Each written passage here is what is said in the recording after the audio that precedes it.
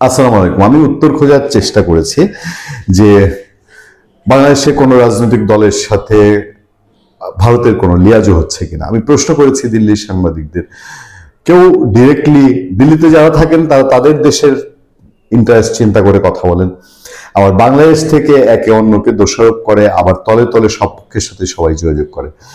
জামাতের সাথে ভারতের যোগাযোগ, ভারতের গোয়েন্দাদের বৈঠক হচ্ছে, প্রতিষ্ঠিত এখন জামাতের আমির স্বীকার করেছেন, রয়টার্স নিউজ করেছে।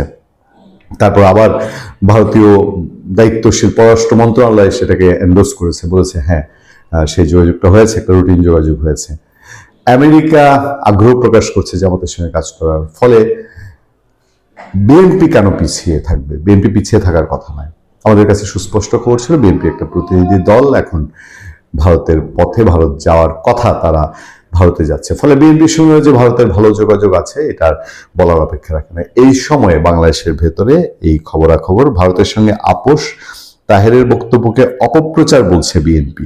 যদিও বিএনপি একটি প্রতিনিধি দল ভারতে, বেশ তারা নিশ্চয়ই এইসব বিষয় নিয়ে আলাপ করবে। বিএনপির রাজনীতি মানেই তো বাংলাদেশপন্থী রাজনীতি, এটা মেহেদী আমিন বলেছেন, তিনি এখন স্পোকসম্যান বিএনপির। ভারতের সঙ্গে বিএনপির আপোষের যে অভিযোগ তুলেছে জামাত, সেটিকে সম্পূর্ণরূপে অপপ্রচার বলে বর্ণনা করেছে বিএনপি।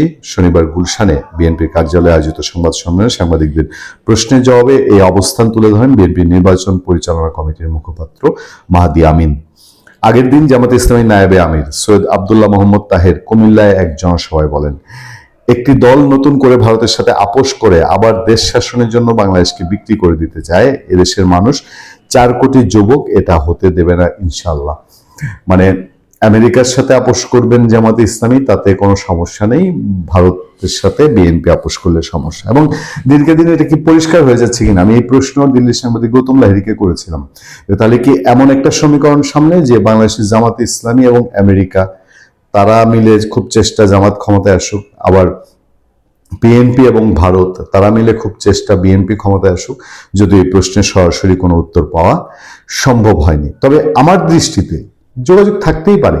জামাত আমেরিকার সঙ্গে যোগাযোগ করবে তার প্রয়োজনে, আবার ভারতের সঙ্গে করবে, বিএনপি যোগাযোগ করবে। কেন একে অন্যের এটার জন্য দোষাদোষী, এই মর্মটাই আমার মাথায় ঠিক ঢুকে না। এ বিষয়ে দৃষ্টি আকর্ষণ করলে বিএনপির নেতা মাহদী আমিন বলেন, দেখুন, একটা রাজনৈতিক দলের খুব প্রভাবশালী একজন নেতা ভারতের সঙ্গে চুক্তির বিষয়ে যে দাবিটি করেছেন, তিনি একটি মিডিয়ায় কথা বলেছেন। স্বাভাবিকভাবেই তার সপক্ষে তিনি কোনো প্রমাণ উপস্থাপন করতে পারেননি, কোনো প্রমাণ উপস্থাপন করতে পারবেনও না। কারণ যে তথ্য মিডিয়ায় এসছে বলে তিনি দাবি করেছেন সেটির ন্যূনতম কোনো বাস্তবতা নাই, ন্যূনতম কোনো সত্যতা নাই। তাহলে কি আমরা বলতে পারি যে বিতর্ক তৈরি করার জন্য এটি একটি রাজনৈতিক অপকৌশল, অপপ্রচার? আর যদি ওনাকে ভুল তথ্য প্রদান করা হয় বা বিভ্রান্তি ছড়ানোর জন্য করা হয়, তাহলে কি সেটা ওনার অজ্ঞতা? আমরা মনে করি একটা অপকৌশল বা অবজ্ঞা। আমরা স্পষ্ট করে বলতে চাই, ভারতের সাথে বিএনপির চুক্তির বিষয়ে যেসব কথা বলা হচ্ছে তার সম্পূর্ণ অপপ্রচার।